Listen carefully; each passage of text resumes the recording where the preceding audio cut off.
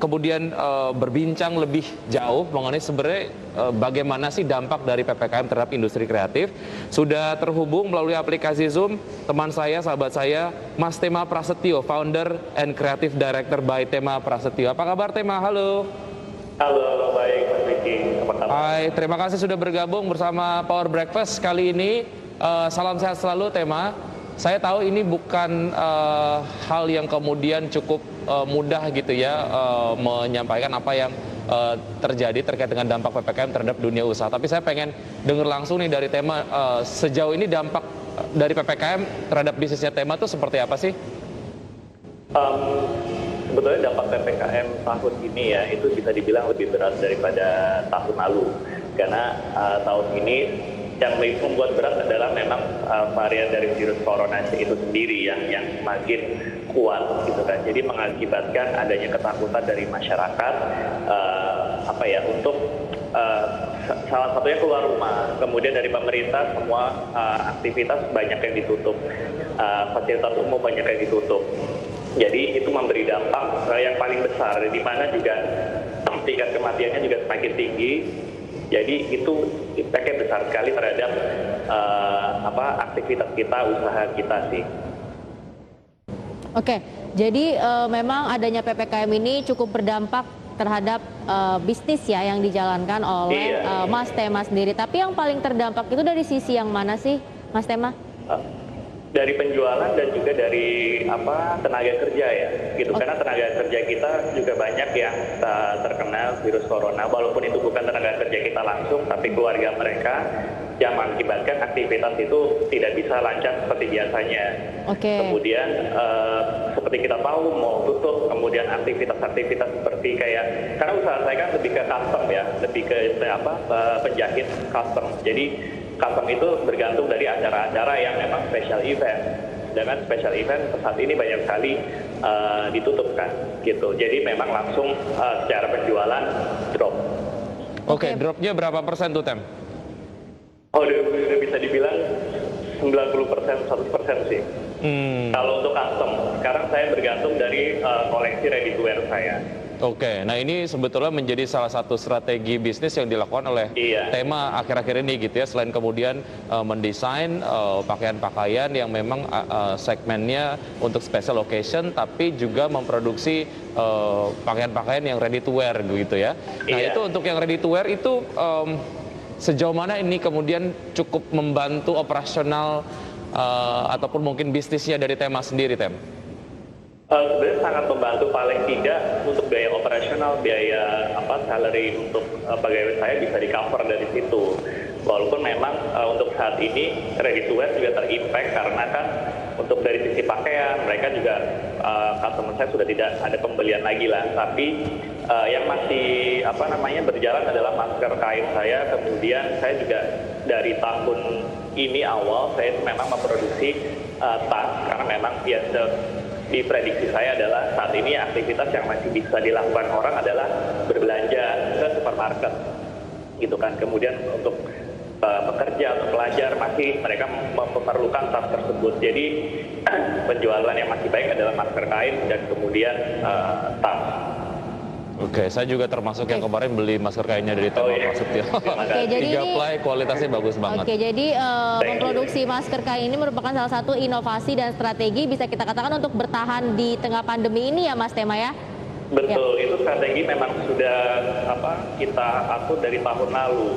Gitu. Tahun lalu memang saya fully di custom, kemudian saya pikir saya nggak tahu pandemi ini kapan berakhir, jadi saya harus mulai start untuk mempunyai ready to wear collection. Ya itulah yang dibutuhkan dari para pelaku usaha, jadi harus terus kreatif ya Wiki ya, jadi agar usahanya ini tetap bisa jalan terus, bisa bertahan. Tapi mungkin selain memproduksi masker kain, ini strategi lainnya apa aja yang dilakukan untuk bertahan?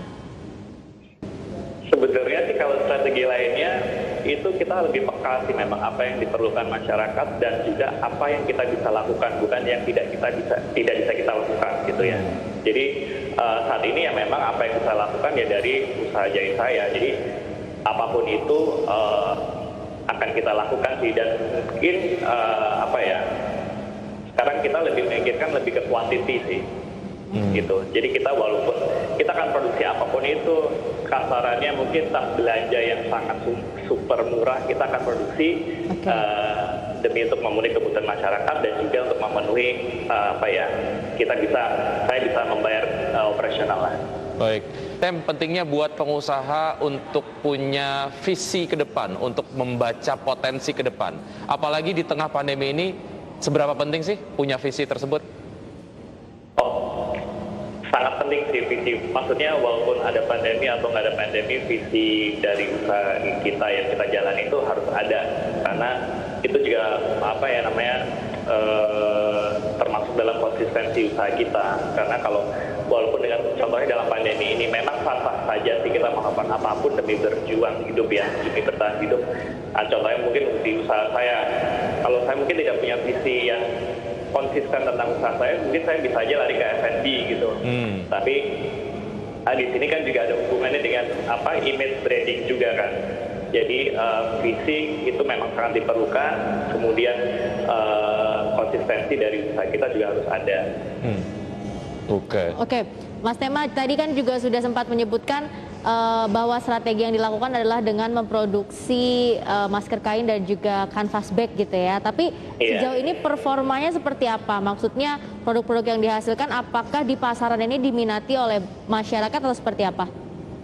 Alhamdulillah sih kalau masker kain memang ini termasuk yang dibutuhkan ya, karena saat ini memang pemerintah juga melakukan kampanye double masker. Jadi akhirnya masker kain saya terangkat juga. Kemudian untuk tote bag atau tas yang saya produksi, memang saat ini di antara produk-produk lainnya itu bisa dibilang menjanjikan, dan ini juga untuk long term plan saya gitu, bahwa saya juga ingin produk saya dikenal tidak hanya baju, kemudian tapi juga saya memproduksi tas gitu. Jadi untuk saat ini penjualannya saya bilang promising sih. Oke. Tem, PPKM-nya diperpanjang nih Tem. Rencana Tema apa dalam di tengah perpanjangan PPKM ini? Sebenarnya saat ini kalau rencana diperpanjang kita udah pasrah sih, pengusaha pasti udah pasrah lah. Tapi untuk plan-plan itu pasti tetap harus ada. Saat ini memang yang kita bisa lakukan yaitu rely on digital platform kan. Digital platform sendiri di situ banyak sekali fitur-fitur yang bisa kita akses, seperti ada promo, sale, or apapun itu kita manfaatkan sebaik mungkin, make sure kita tidak rugi di situ. Kemudian juga saya itu sebelumnya memang belum pernah melakukan endorsement dalam arti yang saya sendiri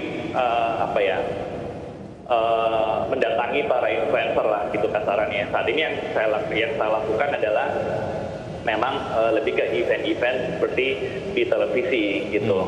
Nah ini saya harus mengubah strategi saya melakukan endorsement untuk di Instagram oleh para influencer. Oke, jadi platformnya sekarang untuk endorsement nggak cuma di televisi tapi juga ke influencer-influencer sosial media begitu agar awareness-nya. Baik. Tapi sejauh ini distribusinya sendiri artinya juga sudah cukup luas gitu ya dari memanfaatkan digitalisasi tadi ya?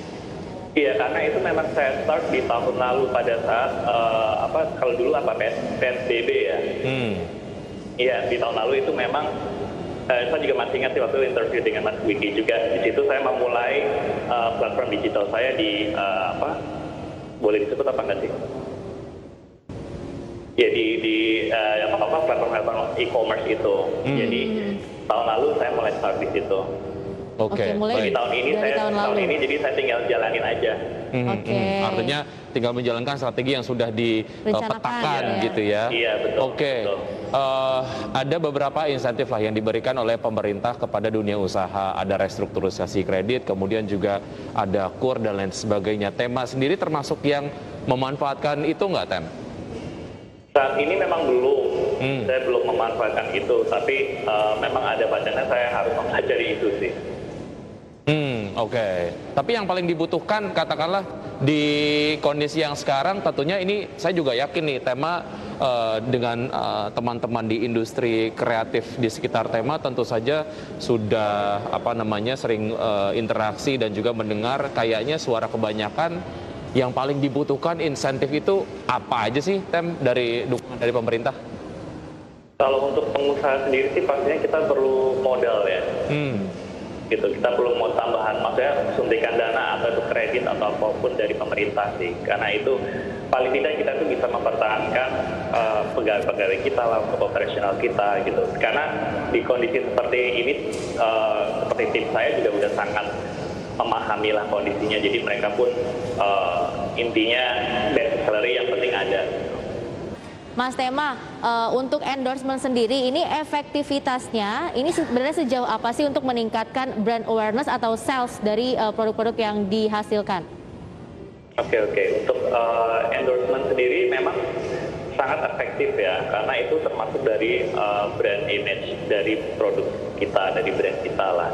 Dan kemudian dengan semakin bertambahnya sosial media, bermacam-macam segmen kelasnya, itu juga semakin menyebarkan produk kita ke banyak masyarakat gitu. Jadi tinggal kita harus selektif influencer mana, selebgram mana, atau seleb TikTok gitu-gitu, mana yang paling efektif untuk bisa masuk ke segmen pasar kita gitu. Karena nggak semuanya memang memberikan dampak yang positif untuk sales gitu. Artinya itu juga harus melakukan kurasi influencer yang akan di-endorse begitu ya, yang kemudian kayaknya inline dengan identity dari Tema Prasetyonya sendiri gitu ya.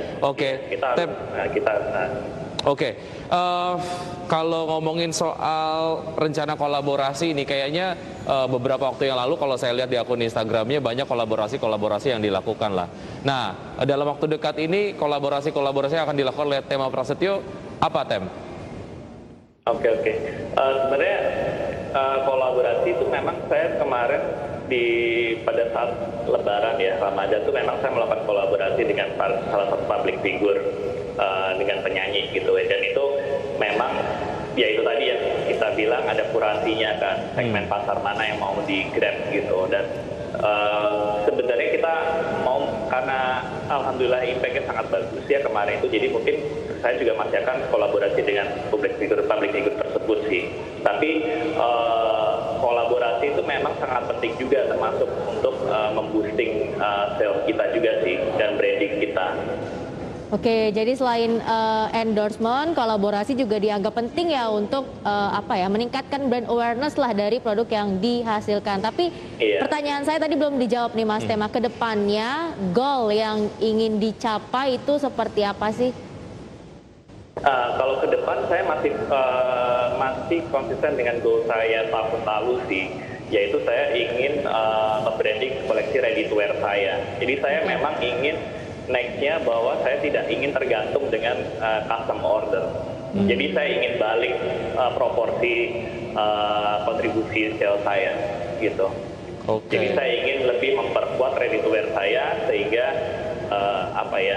semoga bisa lebih aman lah kondisinya. Kalau ada PPKM, tidak ada PPKM, itu tetap bisa aman untuk usaha saya. Tema, terima kasih sudah bergabung bersama di Power Breakfast. Semoga apa yang ditargetkan oleh Tema dalam waktu dekat dan juga jangka panjang ini dapat bekerja efektif dan tetap semangat untuk terus menjalankan bisnisnya gitu, karena industri kreatif adalah industri yang memberikan kontribusi yang cukup signifikan terhadap pertumbuhan ekonomi di Indonesia. Semangat dan sehat selalu. Semangat selalu Tema. Terima kasih, sehat-sehat semuanya. Terima kasih. Siap.